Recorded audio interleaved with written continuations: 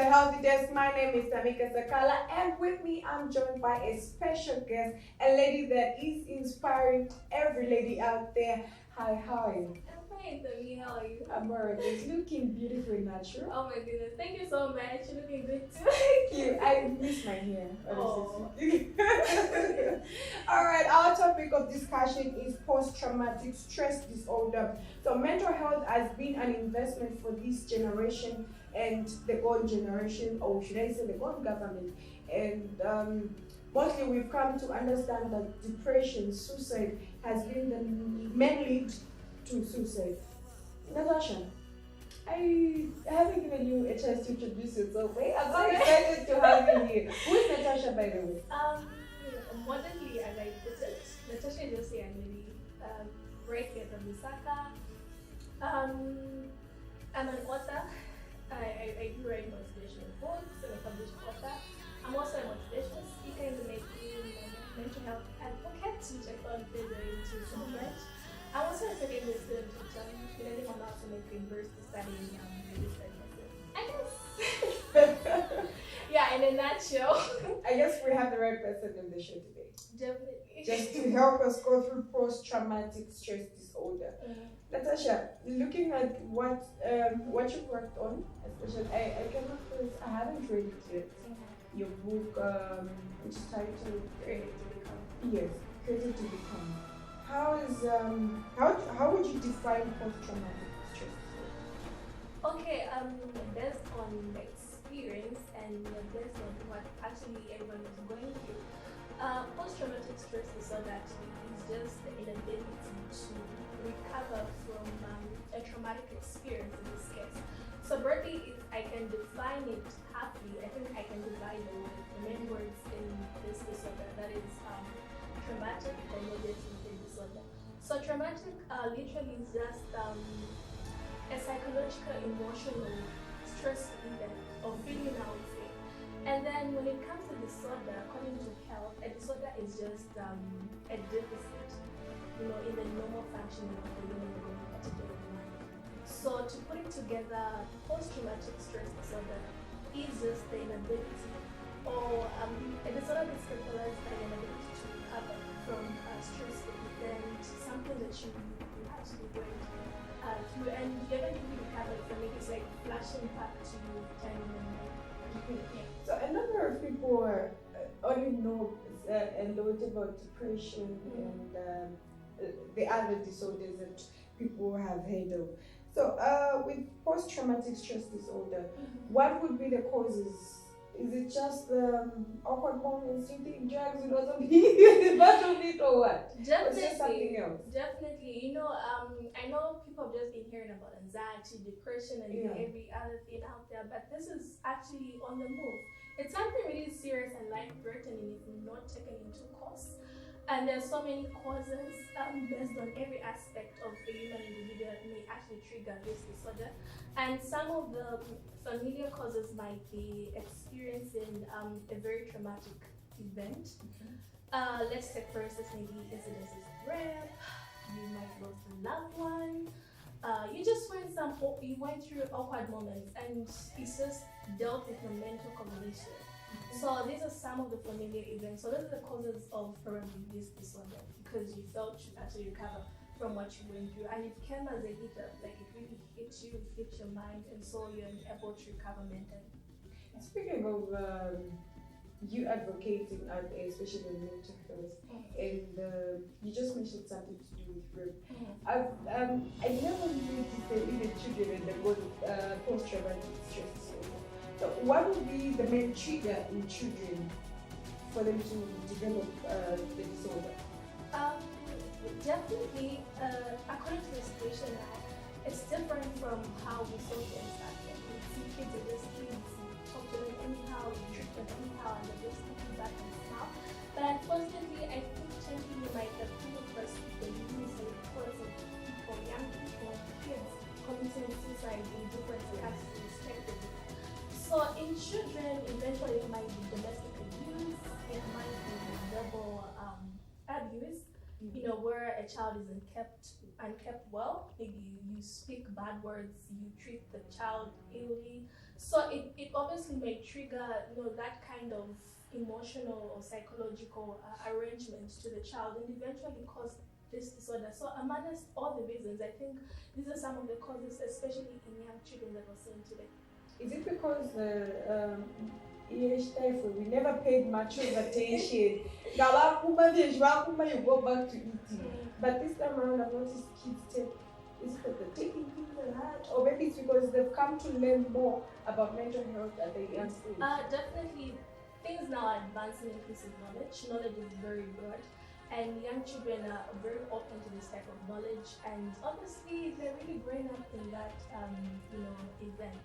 So they might hear things from outside, they might watch, different circumstances surrounding it. So children tend to have they pick it and take it to be very serious. Unlike unlike the way the past was, children were not really exposed to the knowledge that you are having today. So it was very difficult to really accommodate that as something serious. But today it's quite different because as early as someone who's 9 years old, they're already exposed to the internet, they're already exposed to news, they're already exposed to whatever is going on. So there's always that competitive development in someone's mind. How does one identify symptoms? Am I able to identify the symptoms of post-traumatic disorder in myself? Or maybe it has to take somebody else to identify it? Looking at, like I said before, knowledge is very broad now. It's like real facts about this disorder is that it can be diagnosed personally or maybe by a medical practitioner, maybe even people around you based on what you've heard so far. As we're talking about, we're able to tell maybe an individual out there you may be close to is depicting such kind of characteristics. Maybe to not, I think this is post-traumatic disorder. So it is facts about it that it can be diagnosed. You personally cannot say, okay, I think this is not normal.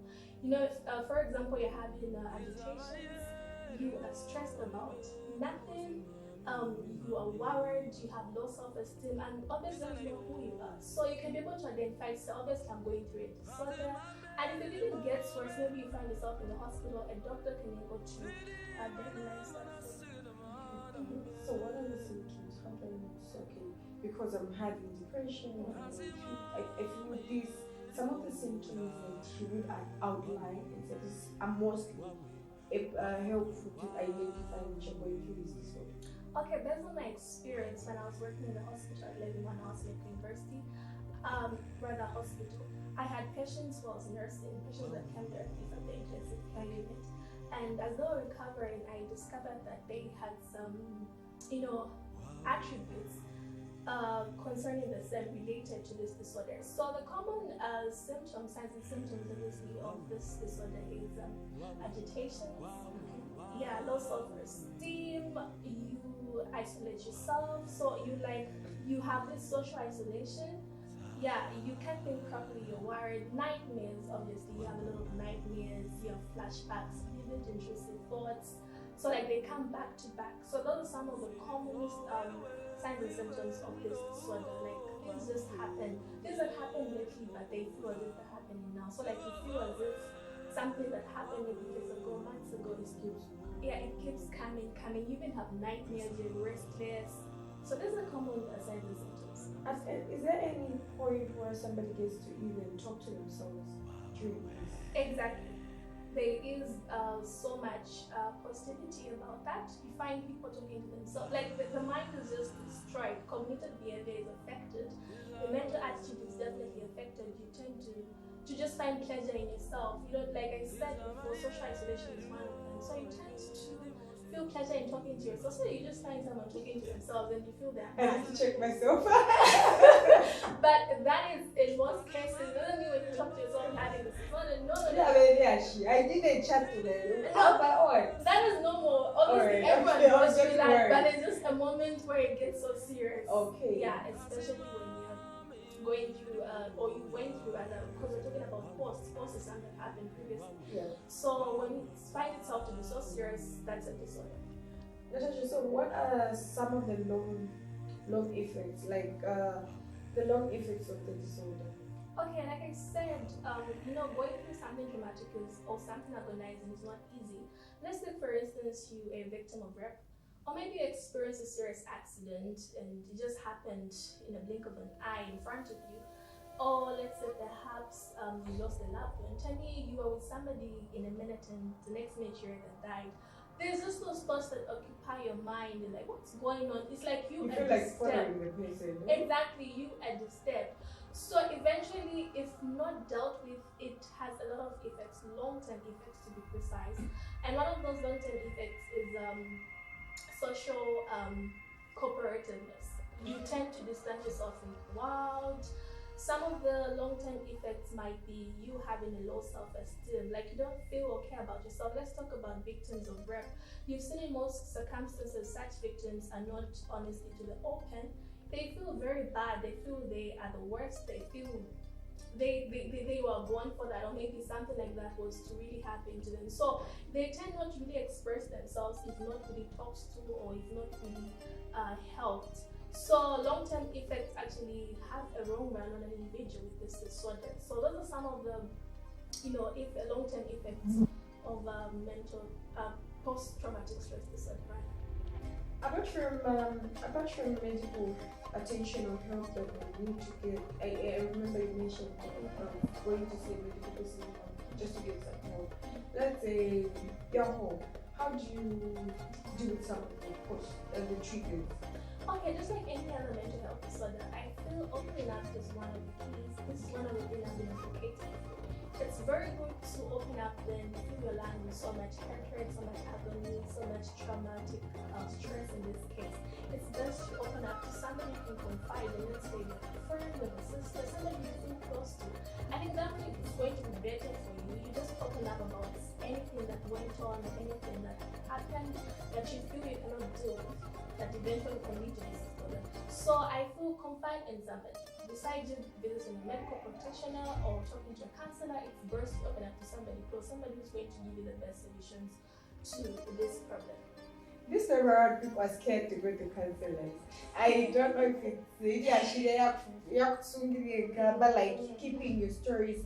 Yeah, Zambia I think has recorded the best of its counselors, but there's just this new thing that's going on to say counselors are making people pay for just them to get the session. And then don't you think it's just too risky? Especially, let's say I can't afford to pay a counselor and I'm really down. I need somebody to talk to. I can't talk to my family, not even anybody close to me. You want to talk to somebody that you are never gonna see again. You just have to leave it and dump it there. I know, right? And then It's shameful. Yeah, and then it's just that thing of them making us pay. What's your word on that one? Especially to the counselors out there that are doing it for the money. Yeah, that is actually true. Facts about that are very vivid. Tell me, nowadays we have reality shows. Yeah. Like you find you're going for a solution, now it has become a reality show. It's for the public, which should not be the case. But having said that, nevertheless, we still have good counselors who are eager to hear from you, are all ears to help you, and that is important for you to find one. We have them. It's not everybody that's for the money. You can actually find someone to talk to, somebody who's just eager to help you. We have those people around, especially around here in Lusaka or wherever you are. So it's not really like we have people, everybody, okay, in every field really there's always some shortcomings. We have different circumstances surrounding the situation. But honestly speaking, we do have all the amazing counselors that can give you the best. If you feel your story is so shameful, but I feel there's nothing shameful, than opening up. It's best to just open up so that you can be helped. Because the more you fill your lungs, the more it kills you, and eventually it can lead to something circumstantial like suicide. A lot of suicide cases happening right now. So please, and I plead, wherever you are, you might be a victim of so much circumstances. Just open up to somebody, confide in someone. You can visit the nearest health centers and you find the best counselors who are going to speak to you and give you the best lasting solution so that you can actually eradicate this disorder. Oh, thank you very much. Thank you very much, Natasha. We really appreciate you coming. Thank you so much, Daddy. What are no churches? You just can't. I think we have counselors in the churches as well. But Here's a person that's done the worst. Do you think the church is also the best field to run to, especially when you're trying to commit a suicide before they even preach to you about sin in the life?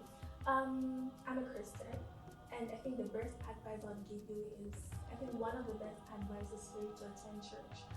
The Bible says Christ died for the sinners. Your story might be shameful in as much as you're a victim, but the Lord is always able to return your life the way it was. So I would advise you to go back to church, talk to a pastor.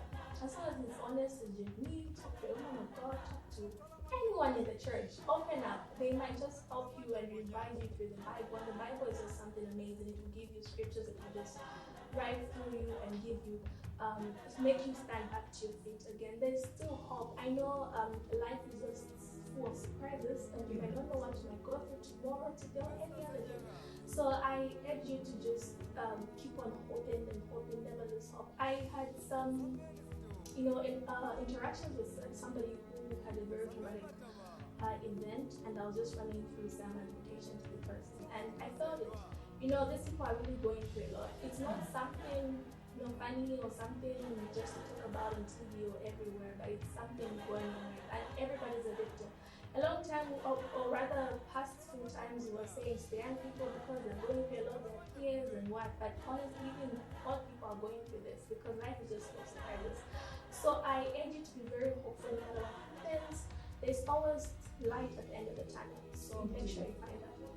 Sure, there's light always at the end of the tunnel. So in case you just joined in and you're wondering what our topic of discussion is, we are discussing post-traumatic stress disorder. And if you have some questions, please don't forget to like our Facebook page, subscribe to our YouTube channel, and drop your comments or questions just in the comment section. With me here and Natasha alongside. Natasha, what should we expect this year? I'm really eager. I want to read your book. Okay. Where's my copy? I need a copy of it. Everybody needs a copy of this book, honestly. So you're expecting a lot. I'm equally expecting a lot. Yeah, I'm running a lot of projects.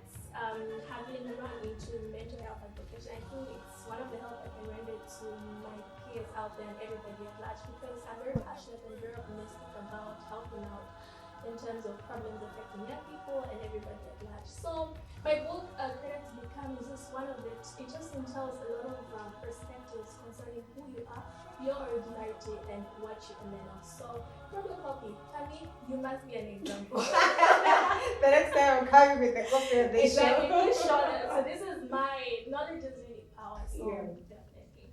All right, we've come to the end of our program, and for me with the team is always remember that post-traumatic stress disorder can affect anyone, even the children out there. Let's just be everyone's counselor out there. Be a friend that will check out for others. For me and the team and Natasha, we say God bless you, stay safe. Remember, your mental health matters. God bless you.